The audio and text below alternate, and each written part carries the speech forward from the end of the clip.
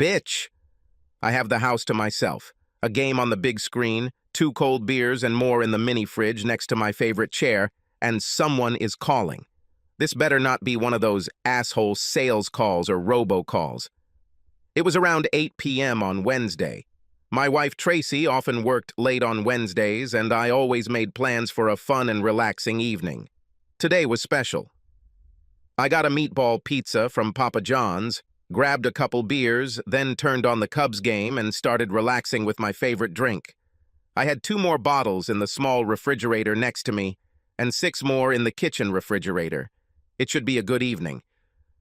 My wife came around 10, took a quick shower, and by about 11 we went to bed. Wednesday was a quiet night at the Avondales. However, this phone call was to ruin my pleasure. I just knew it. But, being the responsible guy that I am, I answered it anyway.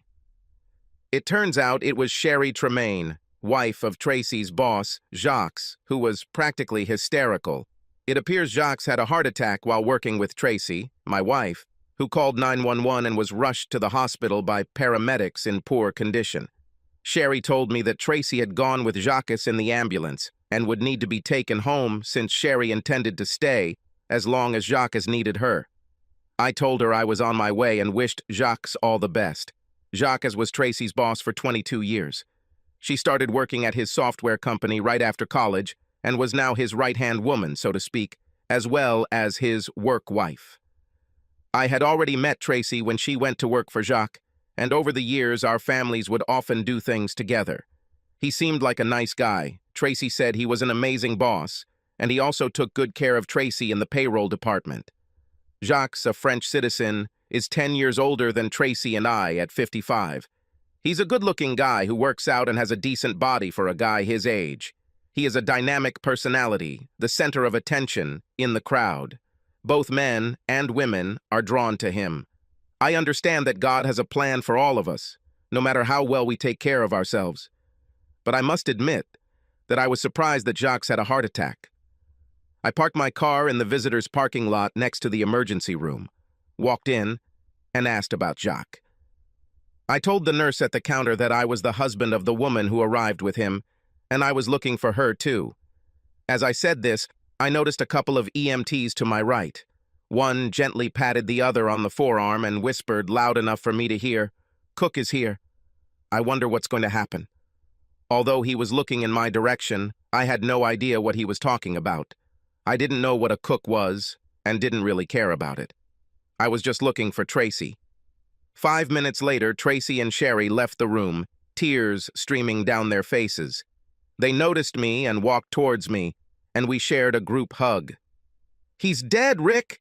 Tracy wailed, barely audible as we embraced. "He died a few minutes ago." The doctor said it was a massive heart attack.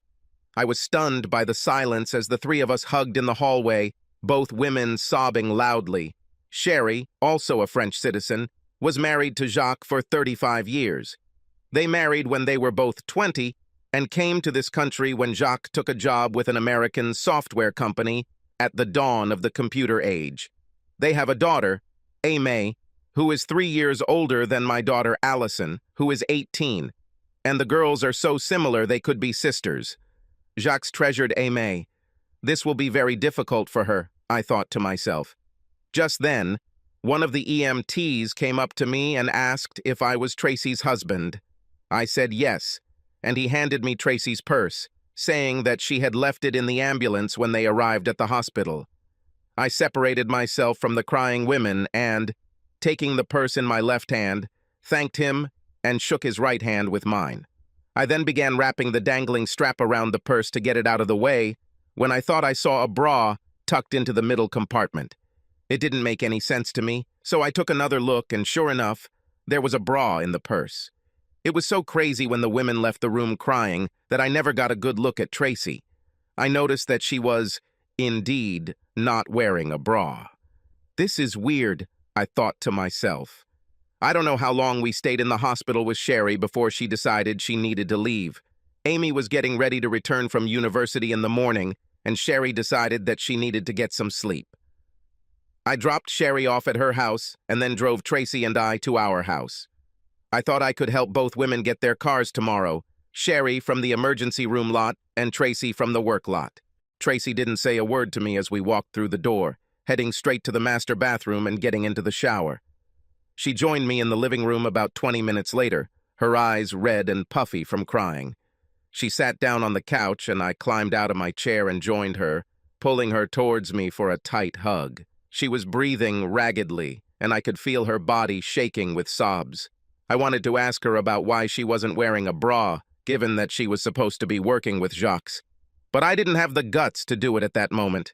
Instead, I held her quietly for another 20 minutes until she said she was tired and was going to bed.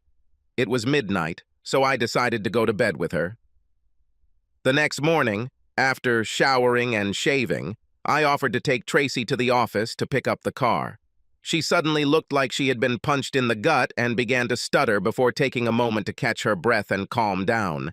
Instead, she asked me to take her to Sherry's, and they would take a taxi to the office and pick up some of Jacques' things. Tracy will then take Sherry to the hospital to fill out some paperwork and pick up Jacques' personal belongings. I offered my help, but was quickly rejected. This actually worked quite well for me. I needed to find the EMTs who worked last night and get some answers. After dropping Tracy off at Sherry's and getting a quick update on how she was doing, I hopped back in the car and drove straight to the hospital. I quickly managed to find out the names of the emergency doctors who brought Jacques yesterday, and they told me where to find them. I found my targets on the fire escape where I was directed, and they remembered me from the night before. I looked at the person who handed me Tracy's purse. His name tag said his name was Rob, and asked him point blank where the race started. What do you mean?" he asked, suddenly looking at me with suspicion. "My wife and Jacques were supposed to be working, but you didn't take them to Softel, did you? Isn't that why you called me Cook? Oh, shit. Jesus, buddy." "I didn't mean anything personal," he said, raising his voice. "We've just seen enough of these cases where the two people checking into a room aren't husband and wife, and when the shit hits the fan, we're the bad guys. Don't shoot the damn messenger." "Calm down, Rob. I'm not trying to blame you for anything. I'm just trying to get to the truth. I had to look up the meaning of cook, and didn't like what I saw, but I don't think that's your problem. Obviously, it's my problem if you tell me you picked them up somewhere other than Softel." "We picked them up at the West Seed Hotel," Rob answered. "I think they were doing this for about 15 minutes, when the guy just grabbed his chest and collapsed on top of your wife. She actually had to push him away from her to get to the phony and call 911, and then she gave him mouth-to-mouth resuscitation. He was barely alive when we took him to the emergency room. I had the truth. I didn't need more." I thanked them both and left. I felt them looking at me with pity in their eyes as I left. While I was driving home, my head was spinning. Tracy was having sex with Jacques when he suffered a heart attack. I wonder how long this went on, I thought. Then it hit me. Actually, it hit me like a thunderbolt. Our daughter Allison and their daughter Amy were not just a coincidence. They were sisters. Tracy had sex with him for at least 19 years. How could I not have noticed this before? What a fucking gullible idiot I was. She and Jacques worked late at least once a week, sometimes twice, and then had the occasional bachelorette party or party. Was she really sleeping with him all this time? What about the business trips they took together? How could Sherry not know? I admit I can be an ignorant bastard sometimes. But how can a woman be so ignorant, especially when the girls look so much alike? And Sherry was in the office often, Tracy said, popping in at any time just to say hello to her husband, or her. I thought they were good friends from the way it looked. How could Tracy do this to Sherry? Tracy's car was in the garage when I got home. She was sitting in the living room drinking wine from a glass when I entered. Apparently, the look on my face told her I was unhappy. "What happened, dear?" she asked. Although I wanted to act calmly, my anger took over, and I could not control myself. "How long did you have sex with Jacques?" I blurted out, venom dripping from my voice as I turned up the volume. "He's Allison's father, isn't he?" Tracy dropped her wine glass as she jumped up from the couch. How How could you tell me such terrible things? She screamed, practically attacking me. She stopped about a foot away from me, eyes blazing like lasers, and if looks could kill, I would have been dead on the spot. I wasn't going to back down. I was right, and I knew it. I stood my ground, looking intently into those eyes. But I lowered the volume, almost to a whisper, when I hissed, "Tell me to kiss your ass, but don't you dare lie to me and tell me I'm wrong. I'll ram your fucking teeth down your throat if you lie to me." Never before in the 20 years of our marriage and our relationship before this have I yelled at my wife, let alone threatened to physically harm her. To say she was shocked would be an understatement. Her mouth opened as if she was about to lie, but then apparently she realized that I was serious, and the lie stuck in her throat. She also quickly jumped away from me. Maybe it was the flames coming out of my eyes. "You killed him, you know?" I told her as she sat back down on the sofa, ignoring the spilled wine on the carpet. The stress of the deception combined with the physical activity was probably too much for his heart.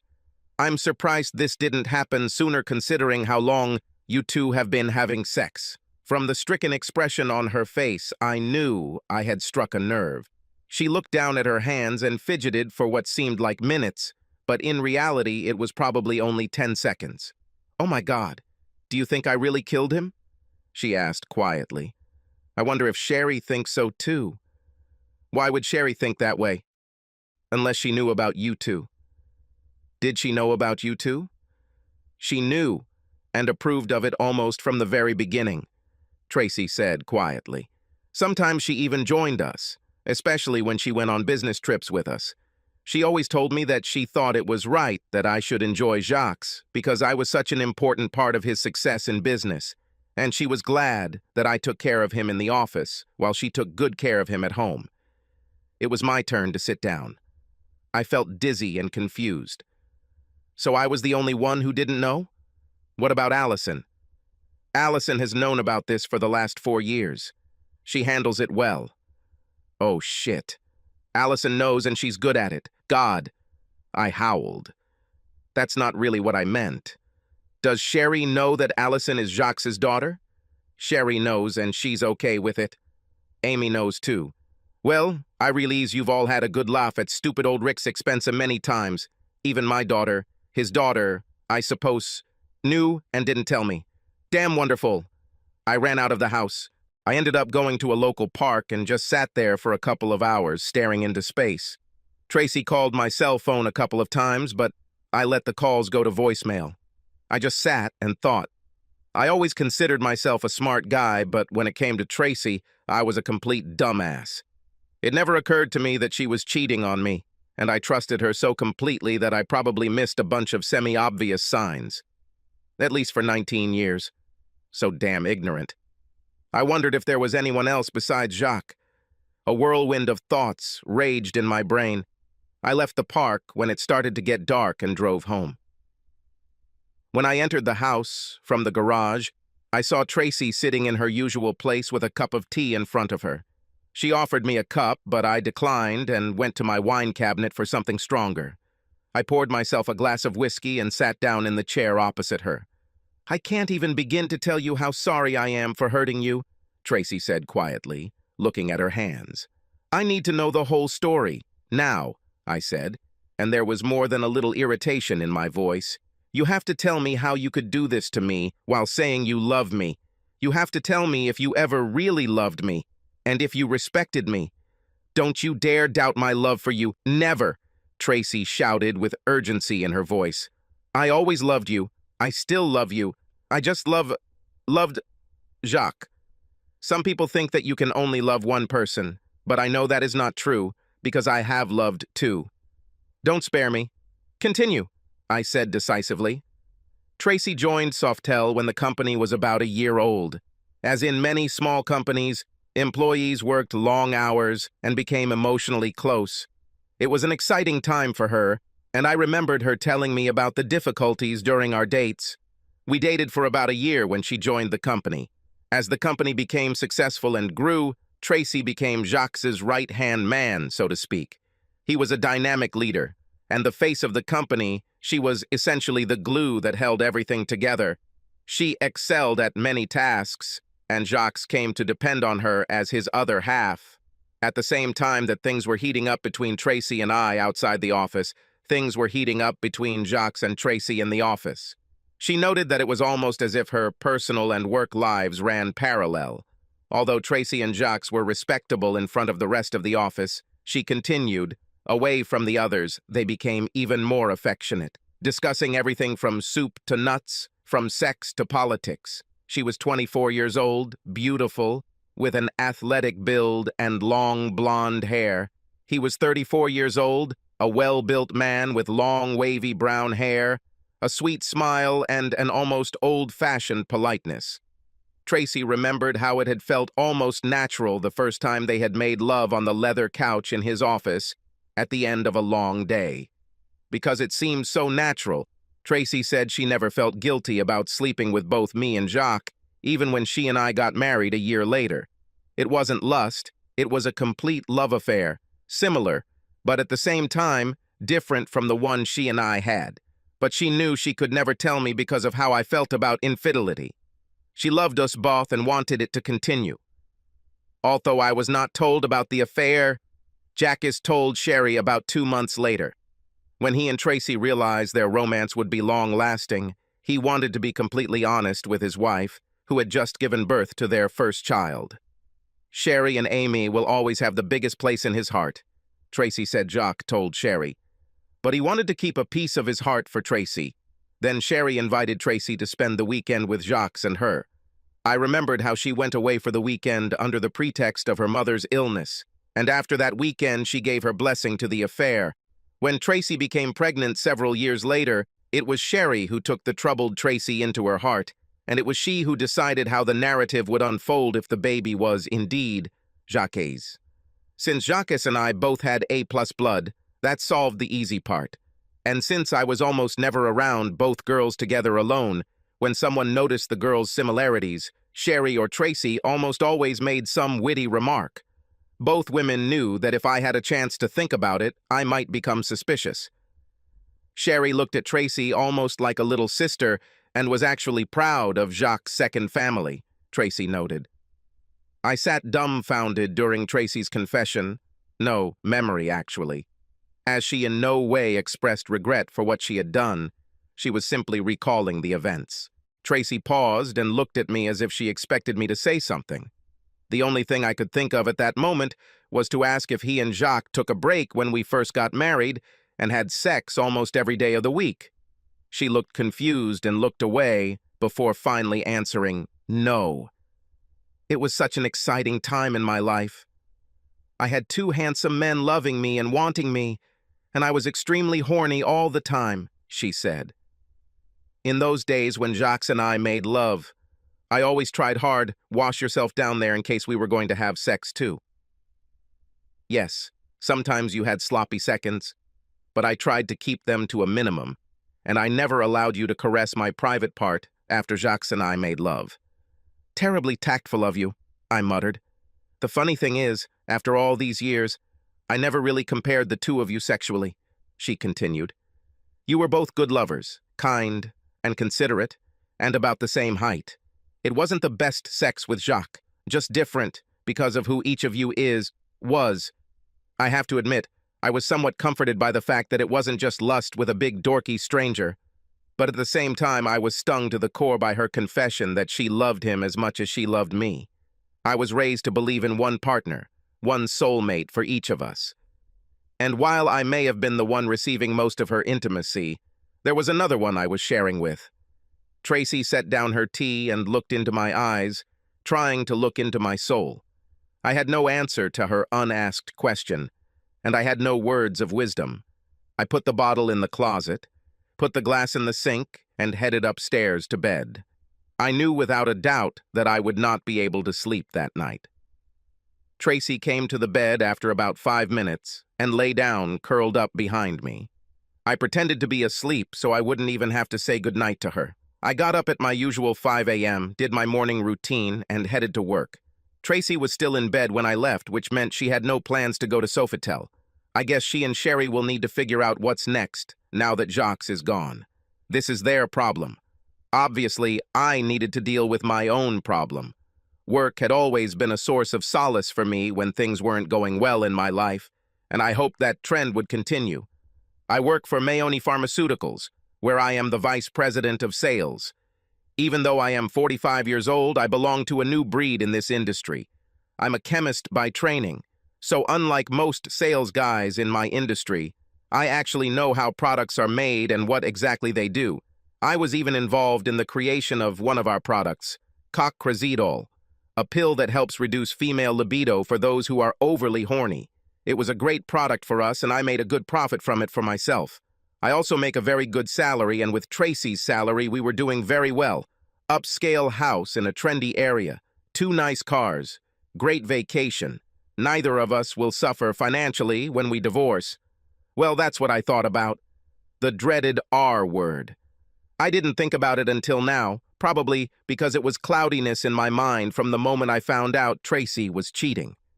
Since Allison was in college and moved away from home, there's really no reason for us to stay together. Other than the fact that Tracy ripped my heart out, there shouldn't be anything special about it. My boss, Arnold Kramer, and I have worked together for 18 years, after 5 years of working as a chemist for another pharmaceutical company. I met Arnie at an industry convention, and we talked about a lot of things. It was he who said that I should try my hand at sales and then offered me a place in his company. I liked the idea and went to work for him. Arnie was 100% correct in his assessment of my skills, and we both benefited greatly from it. And not only do we work well together, but he turns out to be a damn nice guy, and we developed what I hope is a close, lifelong friendship. Arnie has been married to his wife, Lauren, for nearly 30 years. He has 2 grown children and 5 grandchildren. He's 52 but acts like he's 30. Lots of energy, sharp as a tack. And not only is he smart, but he's not afraid to hire other smart people. I'd like to think I'm one of them. Arnie seemed crushed when I told him that Tracy cheated on me and I was going to divorce her. He asked me if I was sure she really cheated, and I said yes. He didn't press for details, and I didn't say anything. We would talk in due time, and he knew it. Nevertheless, he reached into his file cabinet and pulled out a card from the law firm representing the company. Arnie is incredibly loyal to people who do good work for him, and he trusted the guys in this company who had a small divorce division. He told me to take whatever time I needed, but I assured him that I would only need to spend a few hours here and there. It should be a simple matter, after all, I noted. We lived in a no-fault state, we both wanted to do right by Allison, and we both had our own retirement accounts that we could each keep. We could split the proceeds for the house. God, I missed this one by a mile. When I got home from work that evening, Tracy was dressed for the occasion, dinner was on the table, my favorite, supreme spaghetti, and she had opened a nice bottle of Merlot. Everything looked so good that I didn't have the heart to remind her that it was Jacques who was a wine aficionado, and that I like my spirits distilled.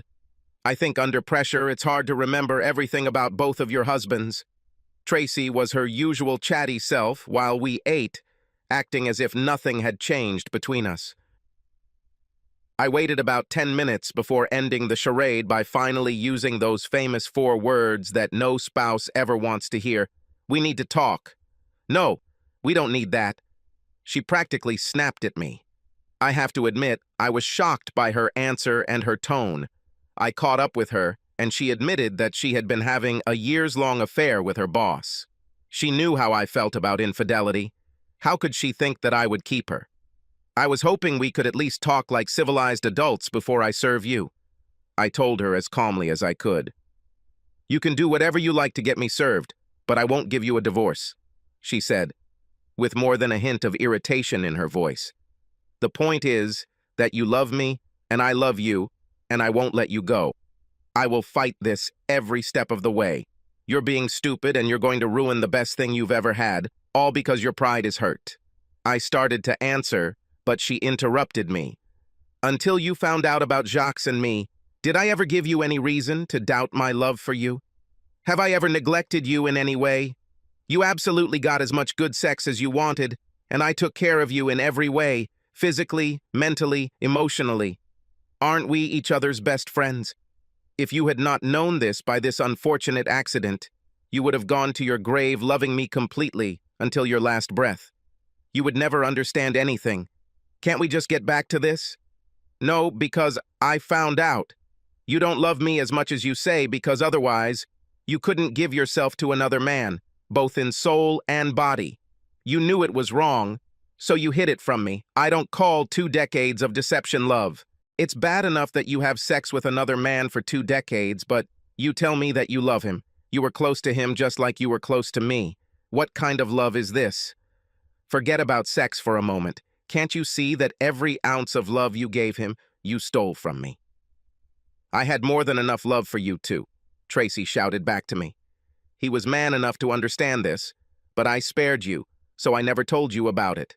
And now you're proving that I was right. Courageous enough? Was I not man enough?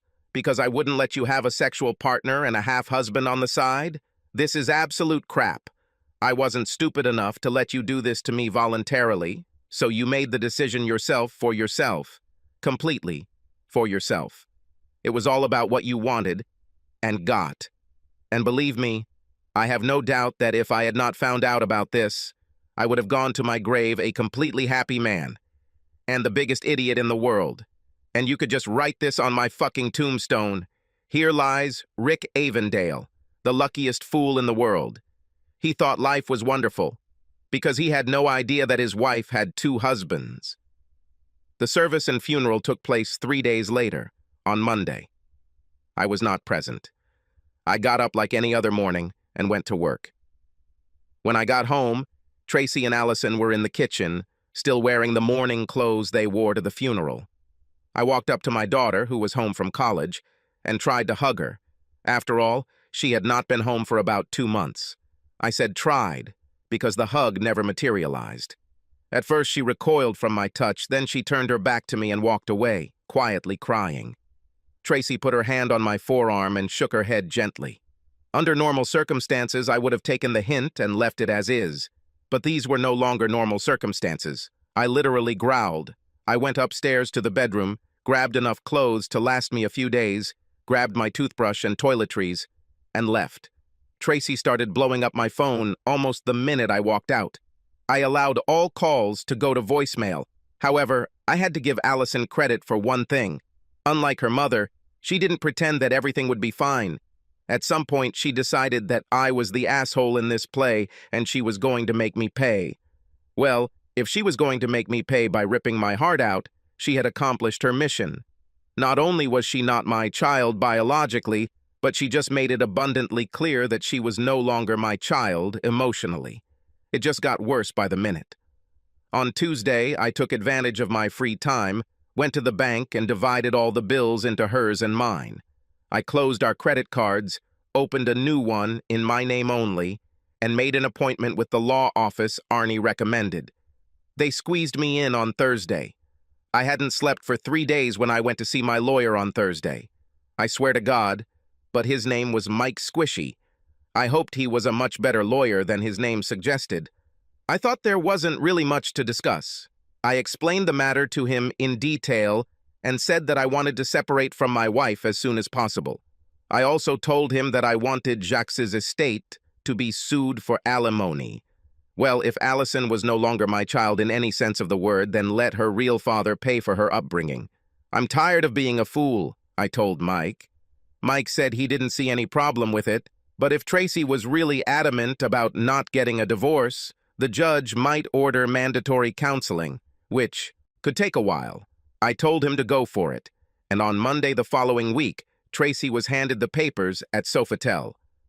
I'm guessing she was served at 10:07 a.m., because at 10:08, our receptionist said an irate Tracy was on line 3. For a week, I did not answer any of Tracy's calls or messages on my cell phone, and I instructed the secretary to send her calls directly to my voicemail, which they did. But I knew I couldn't avoid her forever, so one day I told Marlene, our senior secretary, to put her through to me when she called. "You are an incredible asshole." I hung up as soon as she finished her first curse.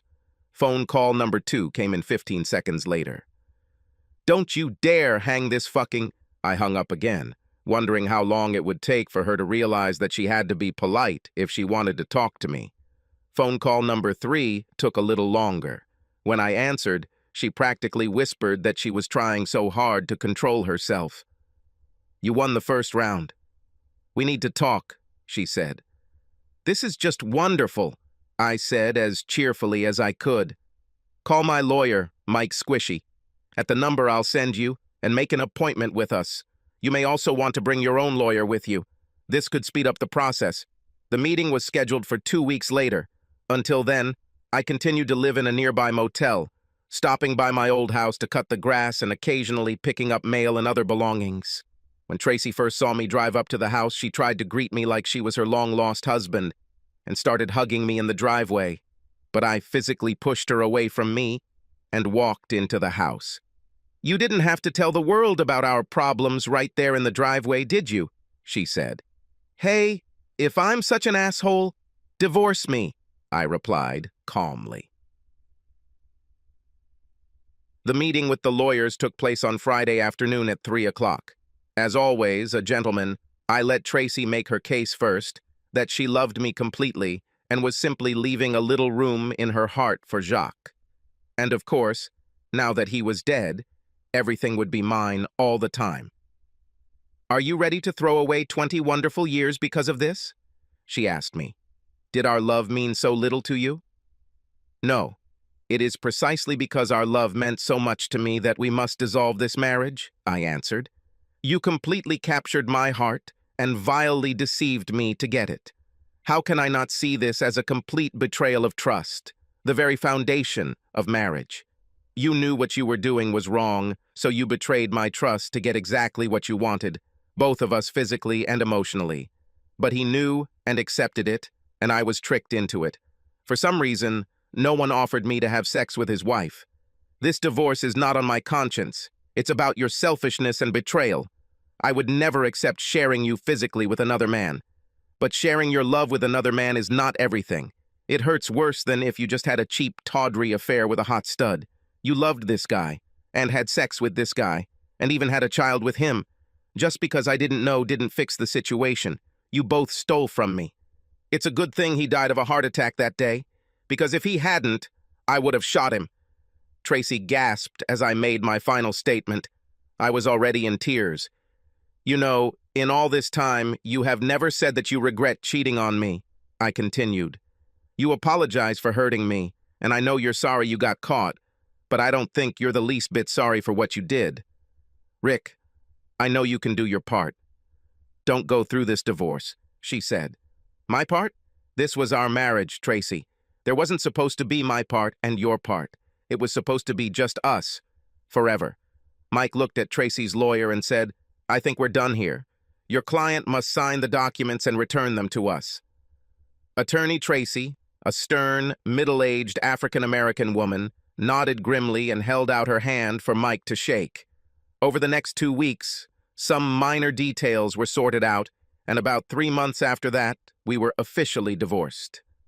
2 days after the divorce became official, I had Mike file a lawsuit against Jacques' estate for what was essentially child support and college expenses, although it sounded better when Mike used legalese. I probably wouldn't have done this if Allison hadn't made it clear to me after the funeral that she wanted nothing more to do with me. I raised this child as my own for 18 years, and this was the respect I was given? But I think she had 4 years to think about it after Tracy brought her up to speed, and in her eyes, I was no better than a fool. So, 14 years of complete fatherly love went down the drain. So no, I wasn't offended at all when Mike suggested replacing lost respect with real dollars, 1 million to be exact. I liked Mike's attitude. I was expecting a phone call from Sherry when she was served, but instead I received a call from Tracy. Sherry probably thought I would be more accepting of Tracy's message, even though she was wrong. Was this just another way to get back at me? "Are you suffering because of money?" Tracy asked when I answered the phone. "Well, hello to you too, Mrs. Avondale. It's so nice of you to call. It's not that I don't know why she's calling. You realize this makes you look like a complete moron, right? She commented. Do you realize that I raised and spent my resources on another man's child for 18 years, while you, Sherry, and Jacques had a good laugh at my expense? And this other man's child now thinks I'm nothing more than a dumbass? I don't give a damn what any of you think. I hung up without saying goodbye. I guess Tracy expressed to Sherry my position, and what a stubborn bastard I can be when I'm right about something, because after her lawyer tried to bargain with Mikey, she just wrote me a check for $1 million. And, as it turned out, a couple of months later, Sherry could easily afford that $1 million, because she sold Softel to a Japanese company for $8 million. Since Jacques was no longer there to run things, this was probably a good business move. The story probably should have ended there, but as old reporter Paul Harvey used to say, now for the rest of the story. 2 days after the sale of Softel, $2 million was transferred into my account in the Cayman Islands. This was my fee for helping Nakatomi Ltd. obtain Softel within 9 months after Nakatomi's anonymous lawyer and I signed a deal, stating that no matter how it happened or what role I'll play in this, actually, if Nakatomi acquired Softel by a certain date, I would get paid for it. If the acquisition does not take place by that date, the deal would be terminated. So right now you're probably wondering what role I played in the Softel deal. It's a little complicated, but the point is that I wasn't entirely honest with you earlier in the story. Most of the story was based on truth, but some of it was based on what could have been an Academy Award-winning movie directed by me, a guy who seemed completely clueless.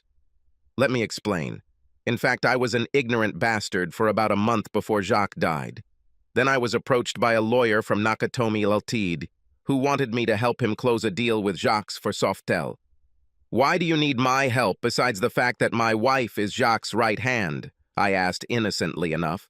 Because we know you're smart, and we think you'll rise to the challenge and get rewarded for outsmarting the asshole who's been cuckolding you behind your back for years, the lawyer said. To say I was shocked would be an understatement. Tracy cheated on me and this guy from Japan knew about it. Are you kidding me? It turns out that Nakatomi Ltd. Has been investigated by several companies, and when these guys do their research, they do everything except examine body cavities. They easily learned about Jacques and Tracy and how Sherry and both daughters fit into the story. They rightly believed that I would be more than willing to do everything in my power to help them. But it had to be done quickly because they were looking at several other software firms, and I had to complete the order within 9 months. However, first they showed me their evidence of Tracy's infidelity. They had photos, videos, phone calls, travel receipts, everything. I had everything in my hands to bury the two of them, and then they motivated me. I make a very good salary, and I didn't necessarily need the money, but they offered me $2 million to help them take the company away from Jacques. Hell, I would have helped them for free at that point, but I wasn't going to tell them that. I just had to figure out my plan of action, and I had to make sure that the money would come to me after the divorce so that I wouldn't have to split it since we live in a no-fault state. But first I needed to calm down so as not to give myself away. My honest first thought was to wait until their next date and storm in and shoot them both. But I didn't like being Bubba's cellmate for the rest of my life. So I had to play it cool and keep acting like I don't know shit. Something I've been doing for 20 years, so who cares if I play along a little longer? I told Arnie that I found out about Tracy and Jacques, but I didn't tell him how I found out. One day, we stayed up late with a bottle of Don Julio tequila, throwing out ideas about what I should do. Finally, after drinking about half the bottle, he looked at me seriously and said, "Damn it, son. Isn't it just crap that the guy who invented cockrazidol puts up with his wife getting fucked by another man?" You should have slipped her some of this, Rick. That's when the light bulb went on, although I didn't tell Arnie for obvious reasons. Not for her, I thought to myself. I had to slip this asshole some of this stuff. Hey, wait a minute. You can kill 2 birds with 1 stone. One of the really good things about cockrazidol is that, unlike most other medications, it doesn't have many contraindications. In fact, there is only one. This drug should not be taken by men at all.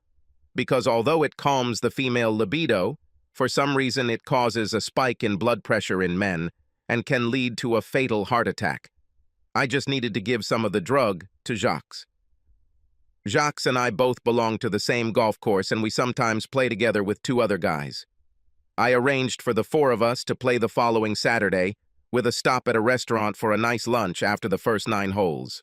The first 9 holes were good, and we had about 90 minutes for lunch and drinks before our second 9. You have to remember that I'm a pretty good salesman. So while we were sitting there eating and drinking, I looked at Jacques and casually asked, "Hey buddy, are you okay?